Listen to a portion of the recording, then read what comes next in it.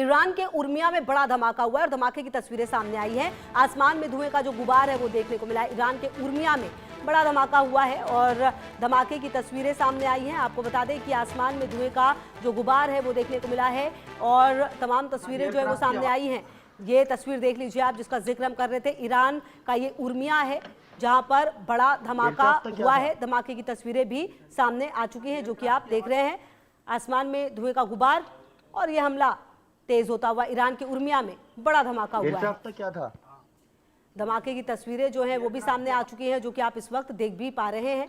और ये तस्वीरें बता रही है, आप देखिए कि कितना ज्यादा जो हमला है वो बिल्कुल सटीक तरीके से सोचकर समझकर किया जा रहा है कि आखिरकार क्या उड़ाया जाए किसका, जिससे कि उसको नुकसान ज्यादा हो और वो इस युद्ध में कमजोर पड़े। कुल मिलाकर जो दुश्मन है देश एक दूसरे के लिए, उनकी सोच यही होती है। और धमाके की ये तस्वीरें जो है वो आप इस वक्त देख पा रहे हैं। और सर भी लगातार मेरे साथ जुड़े हुए हैं। अच्छा सर, मेरा एक सवाल ये भी था दीवान सर कि कुल मिलाकर अगर ईरान और अमेरिका के, देखिए सर कोई कंपैरिजन तो है नहीं, अगर ऐसे देखा जाए तो जो अमेरिका की सैन्य क्षमता है और ईरान का, देयर इज नो कंपैरिजन। लेकिन अगर ये युद्ध शुरू किया गया और ईरान ने फ्रॉम डे फर्स्ट कहा कि अगर आप हम पर हमला करेंगे तो हम जवाब देंगे, और वो करता हुआ अब नजर भी आ रहा है। आखिरकार अगर सर यूं ही चलता रहा तो कितने दिन ईरान मैदान में टिक पाएगा? सवाल तो ये, क्योंकि सर अब रशिया और यूक्रेन की लड़ाई हुई तो यूक्रेन तो इसलिए टिक पाया क्योंकि उसको अमेरिका और नाटो देशों का सहयोग था कुल मिलाकर, वरना तो कब का खत्म हो चुका होता। लेकिन ईरान के लिए क्या वो चीज है जो उसका सपोर्ट करेगी? फिर सही कह रही हैं आप। देखिए, उसमें ईरान को सपोर्ट करने वाला चीन भी है, नॉर्थ कोरिया भी है, रशिया भी है। कई महीनों से उन्होंने असला दिया है। अभी सवाल ये आता है, अभी जब घिर गया ईरान तो बड़ी एयर स्पेस भी डोमिनेट कौन कर रहा है? यूएसए ईरान कर रहा है। बाय एयर से भी कितना रिप्लेनिशमेंट असला आप दे सकते हैं ईरान को, और लैंड रूट से भी रशिया दे ही सकता है। तो चोरी छुपी स्मगल करके इनको, जो बहुत मात्रा में आ रहा था ईरान पे असला, इन दोनों का, रूस का, चाइना का, नॉर्थ कोरिया, वो कम हो जाएगा पर आता रहेगा। तो वही सवाल है कितनी देर तक आता रहेगा, और उतनी देर तक आता रहेगा तब तक ईरान की क्षमता कम नहीं होगी। पर इतना ज्यादा नहीं आएगा, तो ये 1 महीने के अंदर खत्म होना चाहिए। पर और बात ये भी है, आता भी रहे तो, क्योंकि दुनिया त्रासदी में जा रही है, इकोनॉमिक रिसेशन में जा रही है, प्रेशर पड़ेगा अमेरिका पे, प्रेशर पड़ेगा ईरान पे, आपस में सुलह करो। और पूरी गल्फ फ्लेम में आ रहा है। देखिए, सऊदी में, कतार में, बहरीन में अगर हलचल मचती है, आपको मालूम नहीं है, ये वहां के राज हुक्मरान डिक्टेटर हैं, वो डेमोक्रेसी नहीं है, जुलूस नहीं निकाल सकते आप। वो डर जाते हैं कि अरे हमारे यहाँ हमारी गद्दी ना हिल जाए। वो रोते रोते अमेरिका के पास जाएंगे, बंद करो भाई, तो गद्दी हमारी हिल जाएगी। तो वो उस सब के प्रेशर के चलते ये जल्दी हमने कलाम दिया, भाई दे लेके खत्म करो जल्दी से, बहुत हो गया। तो अंदर खाने को डील होके जल्दी खत्म होएगा। तो क्या पता जखीरा कब खत्म होता है ईरान तब बंद होगी, या उसके पहले ही कुछ सुलह की बात हो जाए। अच्छा सर, आपने रशिया का भी नाम लिया और चाइना का भी नाम लिया। रशिया सर अभी ऑलरेडी एक लड़ाई जो है वो लड़ रहा है फुल फ्रंट पर, वो हम देख रहे हैं। चीन सर प्रॉक्सी मतलब कि छद्म युद्ध तो कर सकता है, वो पीछे चलिए हथियार, लेकिन क्या ऐसा संभव है कि वो सामने सामने आकर अमेरिका से जो है वो डील करे, लड़ाई करे ईरान के एवज में? ऐसा भी क्या कोई सिनेरियो बनता है? चीन तो सामने आएगा ही नहीं। अभी ऑप सिंदूर में भी सारी मिसाइलें दी उनको, और बांग्लादेश में भी वो सप्लाई कर रहा है। कल कुछ हमारा हो जाता, बांग्लादेश के ज्यादा हो जाए तो भी वो तो अपनी, और ये जो कंट्रीज हैं ये तो अपनी मिसाइलें और अस्त्र इसलिए भी देते हैं कि हमने अगर बिजनेस करनी है आर्म्स एक्सपोर्ट की तो यहाँ ट्राई कर लो।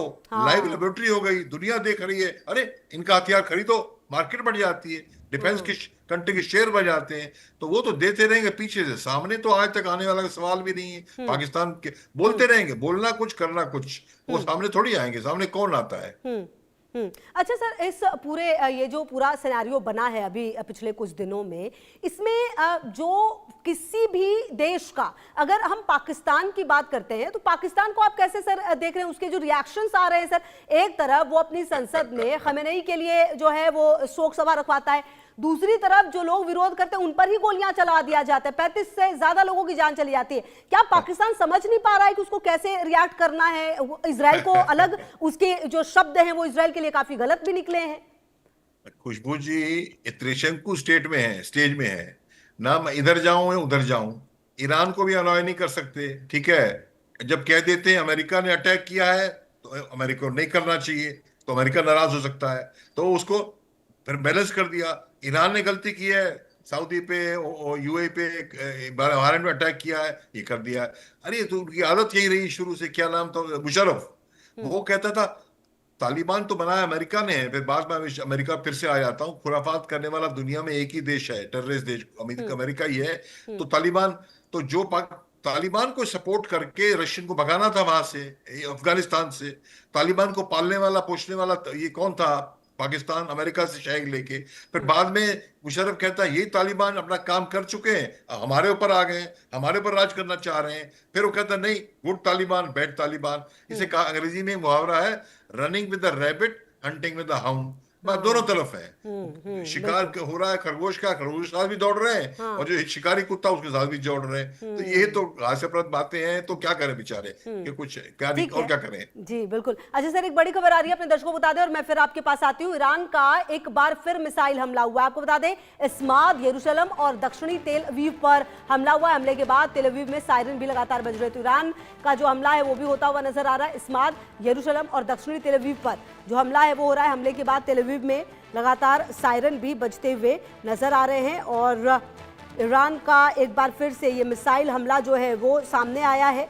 कुल मिलाकर आप देखिए कि किस तरीके से ये जो तस्वीरें लगातार सामने आ रही है वो ये बताती हुई कि हालात कितने ज़्यादा ख़राब होते हुए नज़र आ रहे हैं।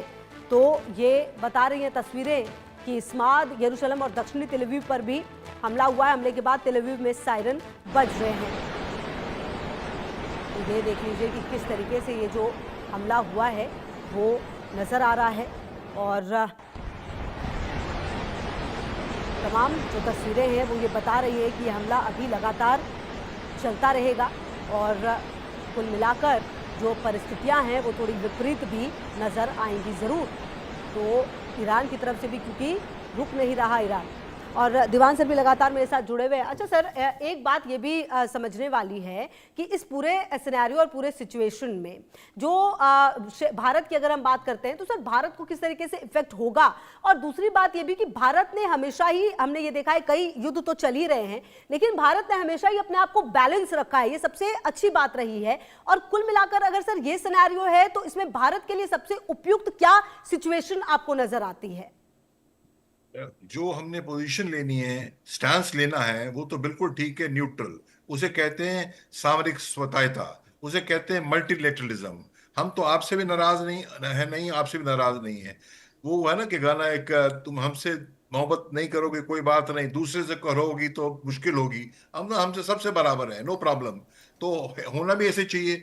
ईरान चबार हमें पोर्ट देगा, ऑपरेट करने के लिए दिया हुआ था। हमारा आईजीपीएल में हमने $100 बिलियन इन्वेस्ट भी किया है, वहां से हम ट्रेड कर सकते हैं टुवर्ड्स रशिया तक। चबार कहाँ है, ग्वादार से पास में ही है। ग्वादार कौन है, चीन आता है वहां से। अमेरिका के साथ भी हम जो रिश्ते क्यों खराब करें, तो सवाल ही नहीं है। तो हमारा तो ठीक है, हम तो एक ही बात कहेंगे, लड़ाई बंद करो। वो फैक्ट है, लड़ाई से कुछ हल नहीं होने वाला है, नुकसान ही हो रहा है नियतों का। तो हमारा ये स्टैंस है। पर पॉइंट ये, हमारे इन कहनों से कुछ होता है नहीं। लड़ाई तो अपना आप ही रुकेगी, या तो जो कोई प्रेशर आएगा अमेरिका में रुकाने के लिए, जो पहले बात हुई अपनी हमारी, या फिर ईरान की जो है शक्ति खत्म हो चुकी होगी। पर पॉइंट ये आ रहा है कि मैं आपको पहले ही बता रहा हूँ, ऑयल का अगर 145 बिलियन डॉलर साल का हमारा बिल है, तो समझो मोटा मोटी 12-13 बिलियन डॉलर महीने का है। अगर महीना भी चलता है ये अपने युद्ध, और इस महीने के अंदर $12 बिलियन जो है, वो 15-16 बिलियन डॉलर हो जाएगा। अपने को 20% 25% ज्यादा बजट बढ़ जाएगा, ऐसा है ये ऑयल के ऊपर। Number one. नंबर टू, अभी आप देख रहे हैं हमारे जो साथी काम कर रहे हैं इंडियंस, इंडिया गल्फ में, उनको वापस लिया जा रहा है। तो गल्फ में 10-90 लाख 1 करोड़ हमारे भारतीय हैं, और वो जो सालाना है $30 बिलियन भेजते हैं रेमिटेंसेस। तो आप काम कर रहे हैं गल्फ में, पैसा भेज रहे हैं पिता को, माता को, बहन को, हम भेज रहे हैं। तो वो हमको फॉरेन एक्सचेंज चाहिए। मैंने आपसे बताया ना, हमारा 400-450 तो इंपोर्ट करते हैं साल में, और 350 एक्सपोर्ट करते हैं। हमारे फॉरेन एक्सचेंज नहीं है, तो हम उनसे आ रही है, तो वो भी हमारी तकलीफ हो जाएगी। और वैसे भी बर्डन है हमारे, फंसे उनको निकालना, वो बर्डन अलग से हमारे लिए। और बड़ी बड़ी बात, लगभग $100 बिलियन का हमारा ट्रेड यूएई के साथ है। हम उनको एग्रीकल्चर के देते हैं, फार्मा देते हैं, लाइट इंजीनियरिंग गुड्स देते हैं, वो भी कम हो जाएंगे। और दूसरा हमारी शिपिंग के रूट्स, रेड सी बंद हो गया तो हमने कहीं से भी ऑयल लेना है तो बड़ा लंबा चक्कर है। तो इकोनॉमी का असर पड़ेगा हमारे ऊपर, महीना, 3 महीना, 2 महीना, तो हमको कम से कम $15-20 बिलियन का फर्क पड़ सकता है। अच्छा सर, एक बात और मुझे ये भी समझना था कि हमने पिछले कुछ समय में खास करके सर जो ये दूसरा टर्म ट्रंप का शुरू हुआ है, आई गेस 20 जनवरी 2025 यही तारीख थी जब उन्होंने शुरू किया था, अगर मैं गलत नहीं हूं तो। उसके बाद से जो ट्रंप की नीतियां रही, हालांकि उनको फटकार जरूर उनके सुप्रीम कोर्ट से लगी या लगातार उन्होंने जो वो टैरिफ खेलने की कोशिश किया, उसके बाद जो उन्होंने पिछले कुछ दिनों से शुरू किया है, अब तमाम देशों को लेकर जो उनके बयान सामने आया है, कनाडा के लिए इनफैक्ट वो कह चुके कि 51वां जो राज्य है वो उसे बनाना चाहते हैं। इसके अलावा वेनेजुएला में जो उन्होंने कहा, जो अब ईरान में उनकी तरफ से किया गया, क्या ये अमेरिका की बढ़ती मोनोपोली माना जाएगा और कहीं ना कहीं अब इसको स्टॉप करने की भी क्या जरूरत आ गई है? बिल्कुल, ये तो एक छत्र राज चला रहे हैं सालों साल से, ये तो खत्म होना ही चाहिए। और कैसे चला रहे हैं? इनके 800 तो मिलिट्री बेसिस हैं। इनका काम क्या है? हर जगह लड़ाई कराना। आपको भी वही बंदूक दे देना, मेरे को भी, हम लड़े, इनकी बंदूकें और गोलियां बिकेंगी और बाद फिर आप मध्यस्थता के लिए आ जाना। तभी तो चौधरी बनते हैं आके, 2 बंदरों की लड़ाई में बिल्ली मलाई खा रही है। तो ये कर रहे हैं, ये शुरू से इनका मॉडल एपीओ है। एपीओ का full form army postal office नहीं है। ए माने आर्मामेंट, पी माने फार्मा, ओ माने ऑयल। ऑयल पेट्रोल डॉलर जो बने तो उससे पैसा उनका कमा रहे हैं। बताता हूँ क्या पेट्रोल डॉलर।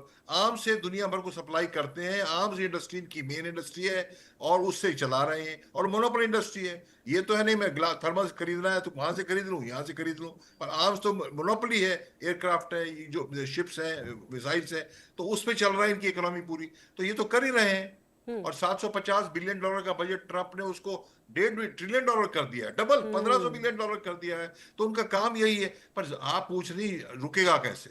रुकने का सवाल तो ये है, हमारी जीडीपी से कम तो रशिया की जीडीपी है, कमजोरी है। चीन तो हमसे 5 गुना है। चीन अपने अभी उलझा हुआ है, अभी टाइम बढ़ रहा है। चीन अपने प्रॉब्लम में उलझा हुआ है, वहाँ पॉलिटिकल टर्मोइल है, इकोनॉमिक टर्मोइल भी है, और उनकी नजर भी है कि ताइवान को पकड़ना है हमने। तो वो सब रुके हुए पीछे। ठीक है सर, बहुत बहुत शुक्रिया सर आपका हमारे साथ जुड़ने के लिए और इतना वक्त देने के लिए। लगातार हमने पूरी बातचीत भी की। अब इसी बीच एक बड़ी खबर भी अपने दर्शकों को बता दें, यूएई में फंसे भारतीयों के लिए खुशखबरी है। 4 स्पेशल फ्लाइट से घर वापसी होगी। खाड़ी देशों से लौटे करीब 10,000 भारतीय, ईरान से करीब 3,000 भारतीय लौटे हैं। विदेश मंत्रालय ने अलर्ट जारी किया है। ईरान और लेबनान के लिए रेड अलर्ट जारी कर दिया गया है। इन देशों की यात्रा न करने की सलाह दी है। दुबई से एयर इंडिया की फ्लाइट दिल्ली पहुंची है। A916 एयर इंडिया की फ्लाइट दिल्ली पहुंची है। दुबई से भारतीयों को लेकर लौटा है विमान। तो एयर इंडिया जो है वो अब आपको बता दें कि ईरान और लेबनान के लिए जो रेड अलर्ट है वो जारी कर दिया गया है। और इस बीच यूएई में फंसे भारतीयों के लिए खुशखबरी ये भी है कि अब भारतीयों को लाने की जिम्मेदारी जो है वो लगातार सरकार उठा रही है। 4 स्पेशल फ्लाइट से घर वापसी होगी। If you talk about it like that, definitely it was one for the books that you took the risk of finding a cab from Dubai to the Oman border and then move forward, see if the border will be open, if your visa is correct or not, if you will find people or not, if you will find taxis or not, and how much they will charge. So from that point of view, God willing, we have the resources कि हमने वो किया। इसीलिए मैं किसी को ये भी नहीं बोल रहा हूँ कि you go and do it, because रात में आई थिंक 9:30 बजे आई वाज अभी क्रॉस्ड ओवर द बॉर्डर, और बॉर्डर वाले वो छोड़ ही नहीं रहे थे बिना किसी एक आरसी, मतलब किसी गाड़ी की आरसी के। तो वो बड़ा मुश्किल था कि कैसे गाड़ी मिलेगी, कितने बजे ओमान मस्कट एयरपोर्ट पहुंचेंगे, नई कंट्री है, मैं पहली बार जा रहा हूँ। तो वो सब मतलब definitely I would say adventure, but हाँ I would say still use that word very सोच समझ के, बिकॉज टफ तो था देखो। और ऑब्वियसली रिसोर्सेज अगर नहीं हो आपके पास तो बहुत प्रॉब्लम हो सकती है आपको। मेरा नाम मंजू राजस्त है, मैं बदलापुर से आई हूँ। मेरे बेटे और बहू हनीमून कपल के लिए वहाँ दुबई घूमने गए थे। सैटरडे नाइट को उनका फ्लाइट था, संडे मॉर्निंग में वो आने वाले थे, लेकिन वहाँ जो प्रॉब्लम क्रिएट हुआ उसकी वजह से उनकी फ्लाइट कैंसिल हो गई। और हम भी 2 दिनों से बहुत ही परेशान हैं, क्योंकि बच्चे हैं तो परेशानी होती है कि कहाँ फंस गए, पहली बार गए थे हनीमून कपल। तो इसके लिए अभी आज की न्यूज़ है कि वो आ रहे हैं अभी 155 की फ्लाइट से, तो थोड़ा रिलैक्स लग रहा है। जब तक उनको देख लेंगे तो अच्छा लगेगा। कब कितने तारीख को बेटे और बहू निकले थे? 20 तारीख को निकले थे वो, 20 ऑफ फेब को निकले थे। 28 को वो रिटर्न आने वाले थे, लेकिन वहाँ प्रॉब्लम की क्रिएट की वजह से वो लेट हो गए। उनकी फ्लाइट यस, उनकी फ्लाइट कैंसिल हो गई, वो आज अभी आ रहे हैं। तो 2 दिन हमारे बहुत मुश्किल से गुजरे हैं, बहुत ही परेशानी थी। Sorry, I am not coming from Dubai. I am coming from Salalah, Oman. It's very peaceful. There is nothing wrong. Yeah, life is normal. It's only getting back is slightly problematic. Yes, I got in touch with the second secretary, and he was very helpful. And the moment I told him that I want to come back to attend a marriage ceremony here, he said Oman Air is working. Get in touch with them. Abu Dhabi से वापस आने वाले एक यात्री हैं, उनसे बातचीत करें। क्या नाम है आपका, कहाँ से आए हैं? सर प्लीज नहीं, मेरे को जाना है प्लीज, सॉरी। नहीं प्लीज। कैसा रहा वहाँ का, क्या एटमॉस्फेयर? नहीं ठीक है, सब ठीक है वहाँ पे। The UAE government is supporting, airport बहुत सपोर्टिव था। हम आ गए अभी वापस। कब से वहाँ आप खड़े थे इंतजार में यहाँ आने के लिए? खड़े नहीं थे, we were in a proper hotel. 2 दिन वहीं पे रुके हम। आने के लिए क्या, किस दिन आना था आपको, जिसकी वजह से फिर लेट? संडे को आना था, हम आज आ गए। भारत सरकार की तरफ से कोई मदद वगैरह मिली या बातचीत कोऑर्डिनेशन कुछ रहा? मेरे को नहीं पता सर, ये पूरा हमारे लीडरशिप ने मैनेज किया है, तो मेरे को नहीं। कितने लोग हैं और आपके साथ? 580 लोग थे, 600 के करीब। हाँ, तो ये इस तरह से जो लोग हैं वो उनका आना शुरू हुआ है। ये अबू धाबी से आई हुई है। इसके अलावा इनके साथ 580 लोग हैं जो जल्द ही जो है भारत आने वाले हैं। कैमरामैन संजय के साथ